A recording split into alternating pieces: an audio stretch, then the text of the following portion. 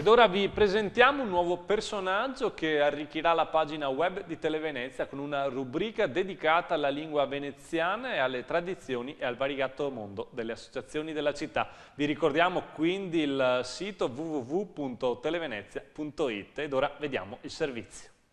Io sono il Canaia, sono il conduttore della nuova rubrica di Televenezia, Gondola, una rubrica dedicata alla cultura veneziana di ieri, di oggi e di domani, che metterà in risalto la ricchezza culturale del nostro territorio di ieri, di oggi e di domani. Tu ci sei già all'interno della nostra pagina web, vero? Certo, all'interno della pagina web di Televenezia troverete la rubrica Gondola dove è stata pubblicata la puntata pilota, dove troverete un'interessantissima intervista a un maestro di fama internazionale e un significato particolare di una parola forse sparita, che ha un suo omonimo in italiano, ma un significato molto particolare per quanto riguarda la lingua veneziana. Qual è la parola? Ma non svelarci però il significato. La parola è cavalieri. Quindi dovremmo andare a vedere per forza di cosa significa questa parola sulla pagina web.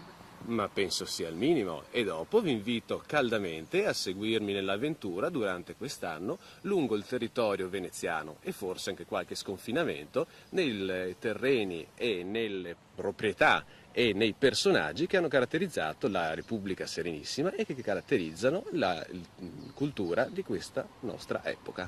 Senti, qual è la prossima parola? La prossima parola sarà zaghetto, parola forse non tanto più in uso, ma che ha caratterizzato un determinato ambiente della nostra terra.